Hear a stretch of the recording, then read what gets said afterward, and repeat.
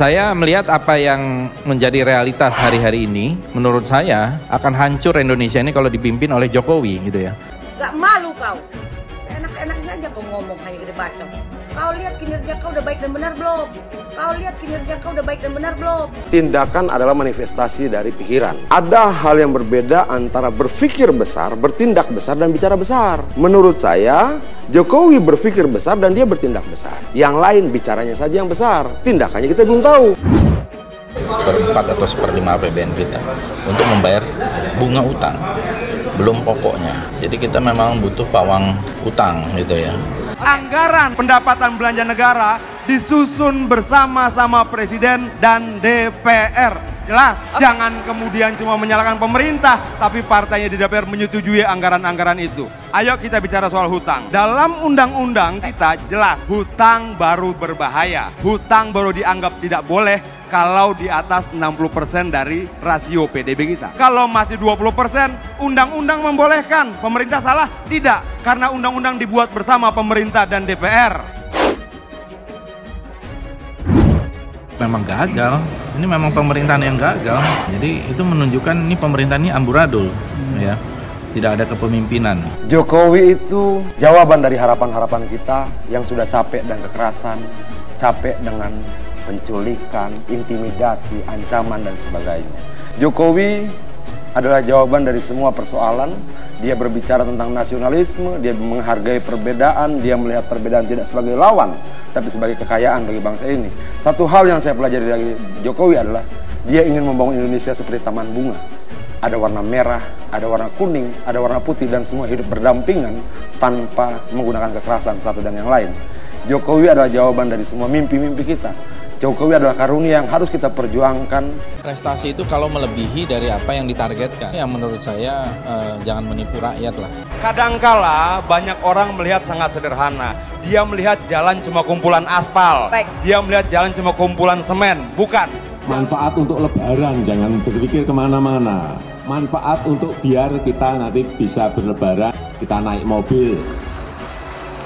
Alhamdulillah perjalanan lancar, kendali, dan juga polisinya banyak untuk mengatur lalu lintas.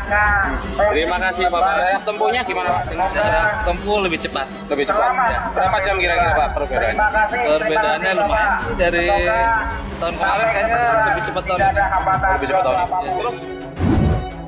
Namun Wakil Ketua Umum Partai Gerindra Fadlizon menganggap infrastruktur bukan etalase keberhasilan karena sudah menjadi tugas pemerintah.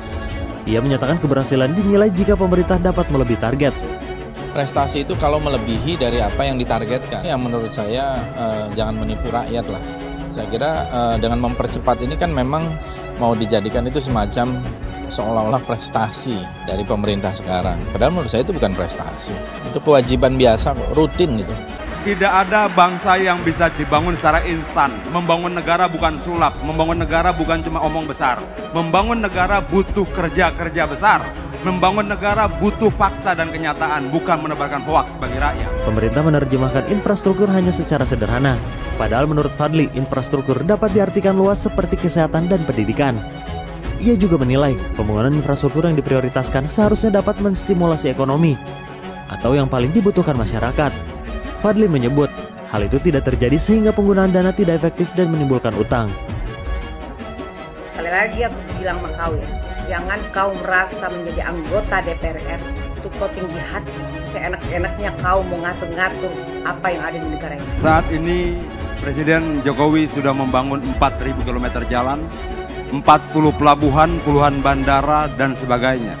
Jalan itu dibangun tidak untuk jalan, pelabuhan dibangun tidak untuk pelabuhan, bandara dibangun tidak untuk bandara. Semua dibangun untuk meningkatkan pertanian, perkebunan, industri, wisata, dan semuanya berarti lapangan kerja buat kita semua.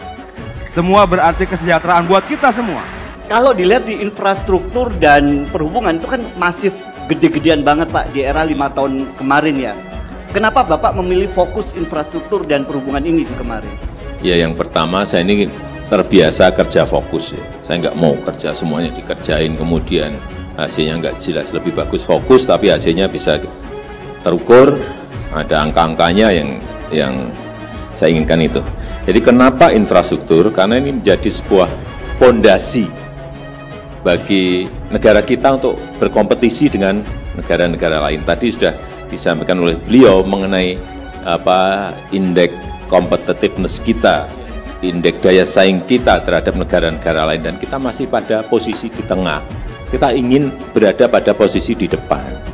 Dan infrastruktur itu bukan urusan masalah membuat jalan tol, membuat airport, membuat pelabuhan, atau membuat pembangkit listrik, enggak. Infrastruktur itu yang pertama, cipta lapangan kerja, menciptakan lapangan kerja, infrastruktur. Yang kedua, menciptakan titik-titik pertumbuhan ekonomi baru, bukan uang beredar, PDB ekonomi kita hanya di Jakarta, hanya di Jawa, enggak. Kita ingin ada titik-titik pertumbuhan ekonomi baru. Kemudian yang ketiga, ada perbaikan jaringan logistik kita. Karena ini negara ini 17.000 pulau. Bapak Ibu bisa bayangkan, 17.000 pulau yang memerlukan semuanya infrastruktur, sehingga jaringan logistik kita akan menjadi lebih baik. Kemudian ini juga memberikan fasilitas pada produksi, memfasilitasi produksi, sehingga infrastruktur yang sudah kita kerjakan 5 tahun kemarin harus disambungkan dengan sentra-sentra produksi, baik itu produksi pertanian, produksi nelayan, produksi sentra-sentra industri kecil, kawasan industri, harus terhubung ke sana semuanya. Kemudian yang keempat ini juga pelayanan publik. Karena apapun, ada sekolah, tidak ada jalan menuju ke sekolah, bagaimana? Ada puskesmas atau rumah sakit, tapi nggak ada jalan ke sana, bagaimana? Orang akan datang ke sebuah puskesmas. Ini pelayanan publik. Saya berikan contoh yang paling nyata. Misalnya dari Wamena ke Nduga, yang sebelumnya harus jalan kaki, butuh waktu 4 hari 4 malam. Dengan jalan yang sudah dibangun oleh Kementerian PU, dari Wamena ke Nduga sekarang hanya kira-kira 5-6 jam sudah sampai. Sehingga kalau ada yang sakit di Nduga untuk dibawa ke rumah sakit di Wamena, tidak harus kita membopong selama 4 hari 4 malam. Semua presiden pasti membangun infrastruktur itu. Jadi itu bukan prestasi, seolah-olah infrastruktur ini menjadi etalase keberhasilan. Orang pinter banyak banget. Indonesia ini kelebihan orang pinter. Cuma kurang orang yang punya integrity, orang yang punya moral. Mau dijadikan itu semacam seolah-olah prestasi dari pemerintah sekarang. Padahal menurut saya itu bukan prestasi. Itu kewajiban biasa, rutin itu. Orang-orang ributin soal Jokowi, aku browsing siapa sih dia gitu. Saya mengagumi Jokowi ya, saya pelajari sifat-sifat yang positif, karakter yang positif dari seorang Jokowi. Dan makin aku tahu sosok Jokowi, makin kagum. Wah, dia nggak mau terima gajinya. Kemudian di beberapa cerita dia diundang di nonton wayang, disediakan tempat di depan, dia nggak mau duduk di depan, dia mau dari belakang loncat pagar bersama rakyat. Saya dari dapil saya di Kabupaten Bogor, saya bertanya kepada masyarakat di Parung Panjang 3 pertanyaan. Pertanyaan pertama, apakah hidup di era pemerintahan sekarang ini makin mudah atau makin susah? Jawabnya rata-rata makin susah. Saya rekam semua itu di mana-mana juga. Wah, kalau ngomongin prestasi Jokowi selama 7 tahun ini, kita harus jujur. Bahkan jari tangan kita nggak cukup untuk menghitung. Fadli, tanya lagi. Bicara hoax, Fadli. Kemudian bicara hoax terus nggak berhenti Fadli. Jadi ya hoax terus yang dibicarain. BBM coba bagaimana? Jadi anggota naik jadi atau pimpinan turun? DPR, jadi pimpinan DPR harusnya jangan bicara hoax. Berhentilah menyebarkan kebohongan. Berhentilah membodohi rakyat. Ya, gini lihat. Harus menjadi contoh harga BBM bagi naik atau harga BBM naik atau turun? Rakyat Indonesia loh. Ya. Kemudian cuma menggerutu terus tanpa memberikan solusi, itu bukan oposisi yang membangun, itu oposisi yang tidak membangun apa-apa selain kebencian di rakyatnya sendiri.